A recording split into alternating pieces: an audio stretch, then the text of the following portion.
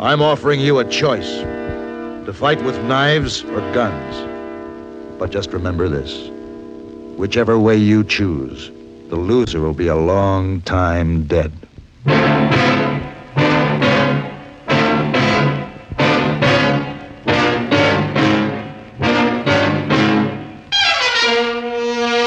Have Gun, Will Travel. Starring Mr. John Dehner as Paladin. San Francisco, 1875. The Carlton Hotel, headquarters of the man called Paladin.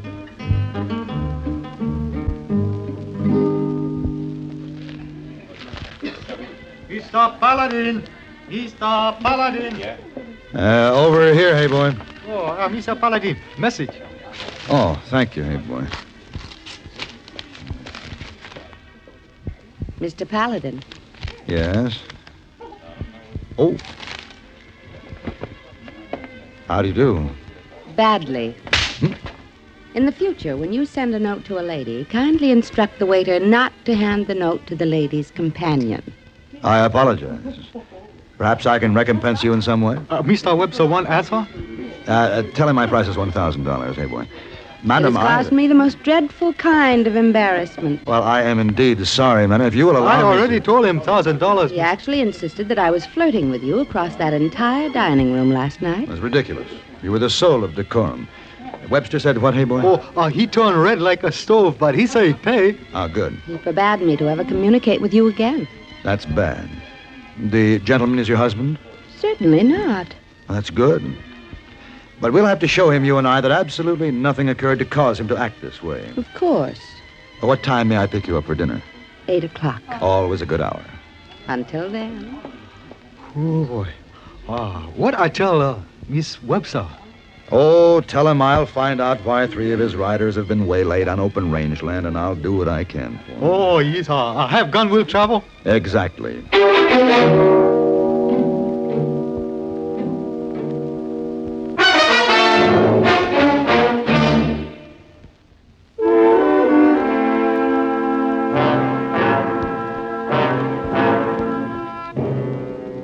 The trail to the Brazos River is a long and lonely one, and it took 10 days hard riding to get there.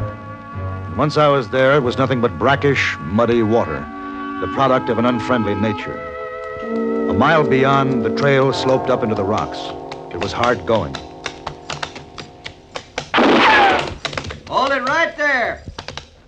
Man's on your left, man's on your right, and I'm here.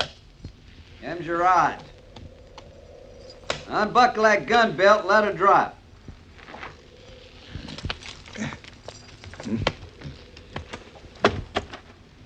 Climb down. Now, don't wiggle a hair.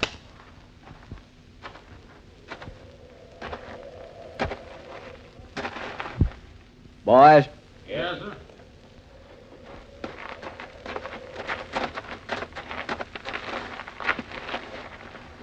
You stand behind him, Pete. Yes, sir. Mister, can you see that sign? Yeah. Then read it.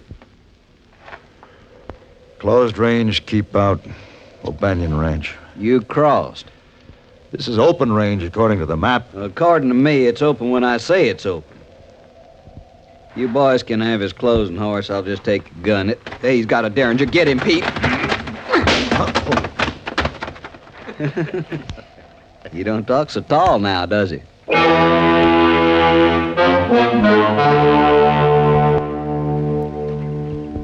One of you ought to be able to split wood and fetch water. We take orders from Cyrus Cookie.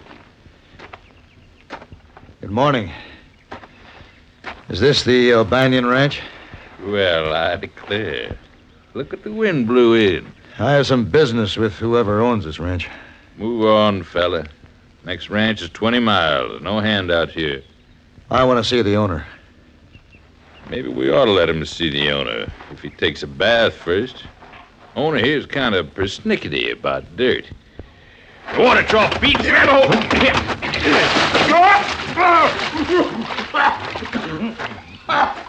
me out of here. You think you're pretty smart. And you're dirtier than he is. Get out of here. I'll turn you both. Well, I declare, mister, didn't look like there was much man under them raggedy clothes and all. Here, you can't go in there. I'm looking for O'Bannion. I'm Miss O'Bannion. I own this ranch. I told him not to come in, Miss Margaret. Is this one of our men, Cookie? No, ma'am, just drifted in. I see. That's quite a collection of guns, miss. Collecting guns happens to be my foreman's hobby. I know. He collected mine. I'd like to meet your foreman. Well, then come back in a week. Cyrus and his range crew left this morning on a cattle drive. I could use some kitchen help now, Miss Margaret. With Cyrus gone, I can't get help out of the hands. And hire this one if you wish. But see that he takes a bath and put him into some clean clothing.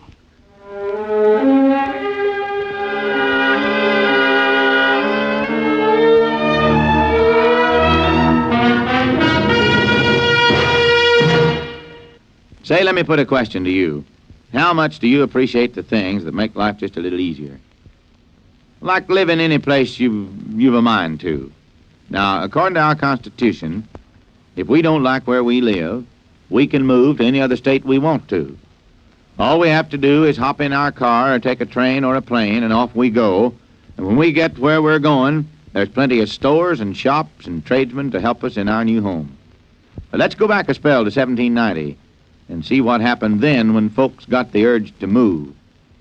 If you were living back then, you'd maybe pick up a copy of the Providence Gazette, and you read an article called Advice to American Farmers. It tells all about moving out west, which is western Pennsylvania and Ohio in 1790. It says if you're moving, you'd better take along some apple, peach, and garden seeds, a kettle for boiling, maple sap, and, of course, a gun and plenty of ammunition. You should also have a Bible. Other folks moving west in 1790 took along maple saplings to plant or homemade tools they could use to build boats when they got there. Boats were about as important as horses in 1790. Most of the towns were built inside a fort, since the Indians didn't especially like all this pioneering that was going on, and guns and ammunition were worked overtime. And Indians weren't the only ones who gave folks trouble. There was plenty of bear and wolves and other wild animals to keep folks on their toes. But somehow, in spite of all the fuss and bother of moving into a new community, folks in 1790 didn't complain. They just kept working and fighting, so living would be easier in the future you're now protecting.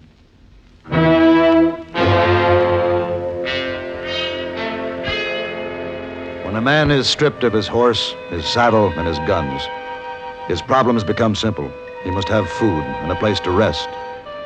Once those things are attained, he can go about the job of retrieving his lost property, even if the job of washing dishes and serving meals comes first.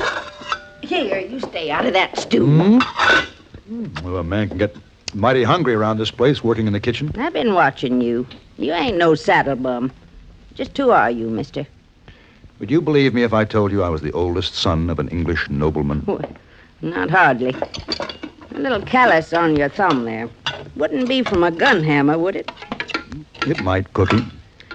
You're here after someone or something? Tell me about the foreman, Cyrus. Hand me that other pot there. All right. Cyrus runs the whole ranch for Miss Margaret. Has ever since the folks died. Why doesn't she run it? She's a lady, you could see that. Drinks tea and reads poetry books all day. Still an O'Bannion. Pour in them peeled potatoes. You know, Cookie, puzzles me. This kind of range should support thousands of head of cattle. On my way here, I didn't see 20 steers. Well, maybe you didn't look good. Cyrus does a good job for Miss Margaret. She don't have to turn a finger. Pretty hard thing not to turn on a ranch this size, even if you are the owner and a lady. Would you want somebody like her out there mixing with this ranching crowd? Like Jake and them others sitting outside now waiting to pay you back for dumping them in the trough? Or is somebody like her better off inside with her tea and poetry? Nothing wrong with tea and poetry, Cookie, but it's not a substitute for living. You carry your tray into her now. All right. And you be polite, you hear? All right.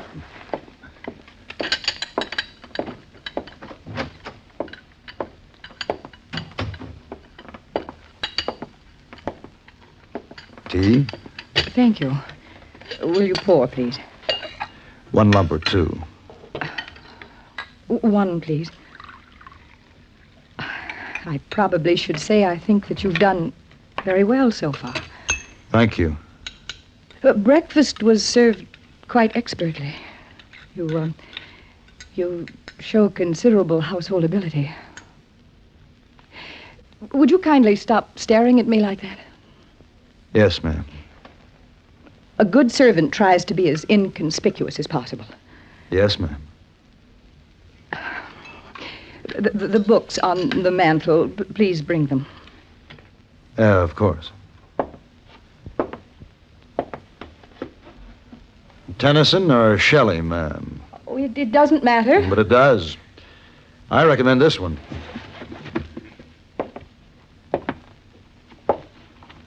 Shakespeare. Oh, I think he's very common. In certain passages, maybe. He deals with common ideas, but in words of uncommon beauty. Really? And are you a poet? No, but I've read some. I see. You may go. As you say. Oh, I've drawn up a list of odd jobs for the men. Hard work always improves ranch discipline. You've drawn up a list? Yes. Well, I understand you're in some difficulty with the men. Nothing that can't be straightened out. Well, in that case, please feel free to oversee things. Thank you. Paladin, Yes, ma'am? I hope they thrash you within an inch of your life.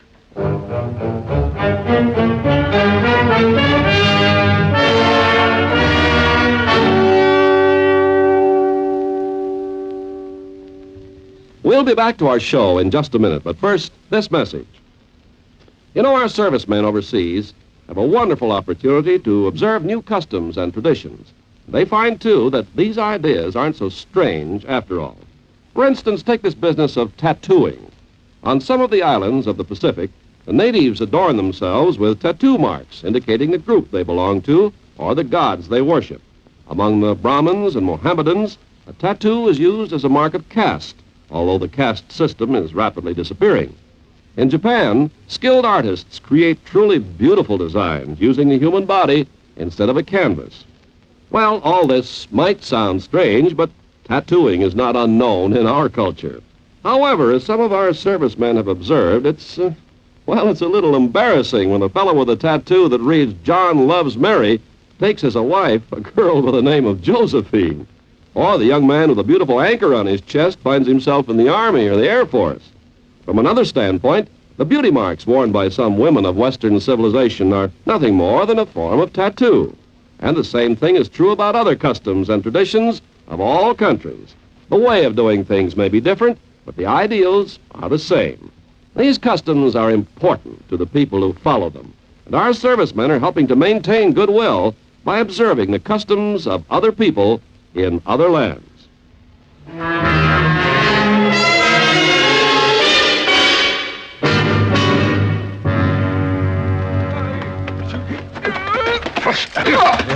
No. Any of you others want to take it up? Not me. And all of you can get to work for a change. You. Cookie needs water. Hop to it. Yes. You. Firewood on the double. Half cord by sundown.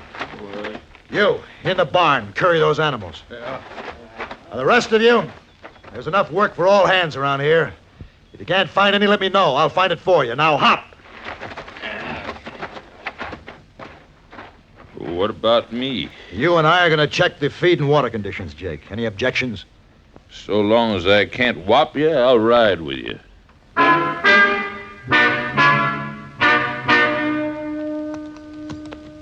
Well, that's about the size of her. What do you think? Lots of grass. Plenty of water. Everything but cattle. Does Miss O'Bannion know there's not even breeding stock left out here? She knows what Cyrus tells her. No more. Oh. Go on. We even make sure we don't get visitors through here poking around, asking the kind of questions you're asking. I'm sure of that. Does he keep any sort of records? Feed bills, ledger book in the barn. If you're going to buck Cyrus and his range crew, don't count on much help. Well, I'm going to count on you for one thing, Jake. Those books. I want to look them over. Now, wait. Miss Margaret. What's she doing out here? Ain't seen her on horseback since you went away to that fancy school. Go on back, Jake. I'll be right along. Yes, sure. You go.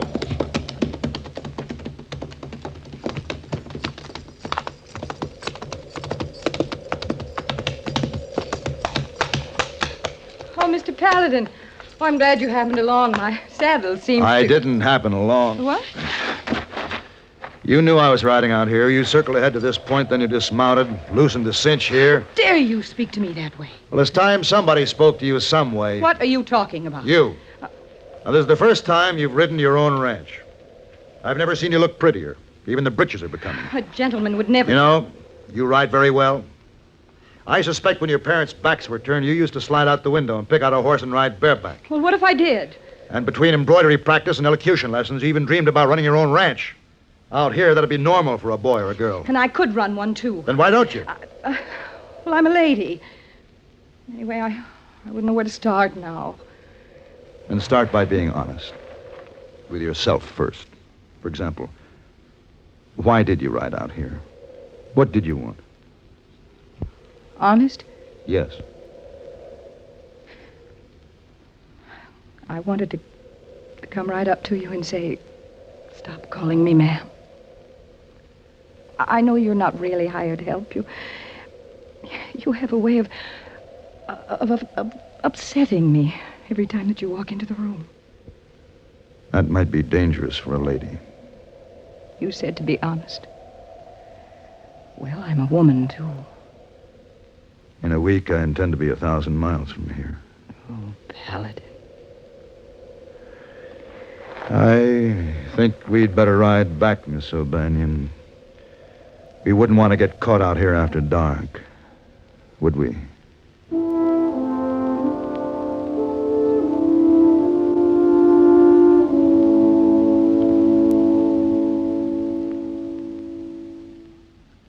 On July 30th, 1619, the first representative assembly in America met in a log church in Jamestown, Virginia. The small group of men who comprised the House of Burgesses were America's first lawmakers. Initially, the assembly had only one chamber.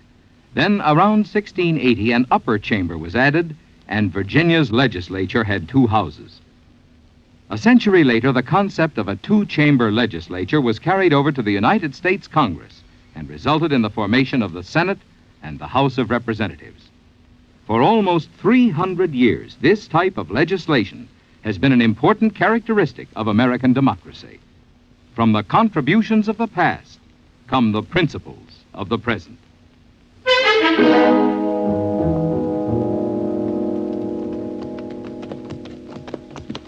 The ranch is pretty quiet. I wonder where everyone is. Isn't it supposed to be this way? Just you and I. We're the only ones left on Earth. Paladin, Jake? Cyrus is back. Where? Inside. What can I do? Well, that depends on Miss O'Bannion. She is the boss here. Oh, but... Are those the ranch books? Yeah. Give them to me. Maggie, you're broke. Broke? Your range is stripped clean. Cyrus has the power to sign loans, and he's used it. Oh, no. What'll I do? You'll help yourself or you'll lose the place. Well, well. Cyrus. Wondered where everybody was.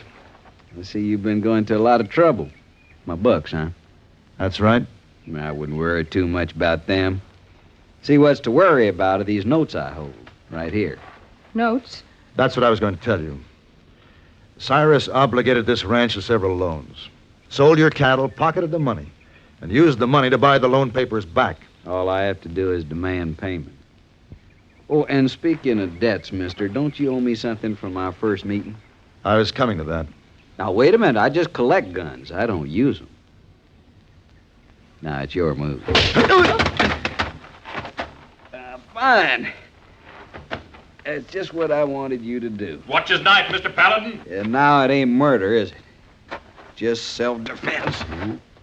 I'm gonna cut you open like a pumpkin. Hold it. The next bullet won't be wasted on the air. Put that knife down or I'll kill you, Cyrus, right where you stand. I'd do it if I were you, Cyrus. Maggie O'Banion's taking over. The knife, Cyrus. Drop it. Now, those notes, please. You can't Yes, I can. Now, get off my property. She means what she says.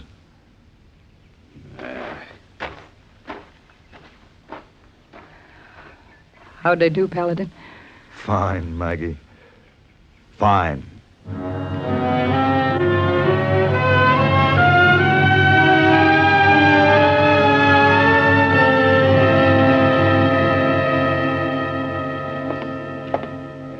What are you doing back in San Francisco? Waiting to see you. I think that's horrid. I just managed to get Roger straightened around to where he's decent to me again, and now you show up. Would you rather I left again? He's terribly difficult. What did we do the last time he became difficult? We went out to dinner and had a perfectly charming evening. Then may I suggest that we do the same thing again tonight? 8 o'clock is always a good hour. Until then, dear lady. Until then.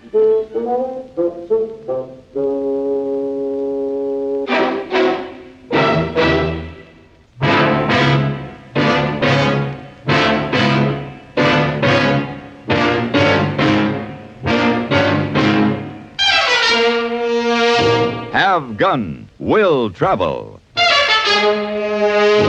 Created by Herb Meadow and Sam Rolfe, is produced and directed by Norman McDonnell, and stars John Dehner as Paladin, with Ben Wright as Hayboy. Tonight's story was written by Gene Roddenberry and adapted for radio by John Dawson. Featured in the cast were Lynn Allen, Harry Bartell, Barney Phillips, and Virginia Gregg. Hugh Douglas speaking.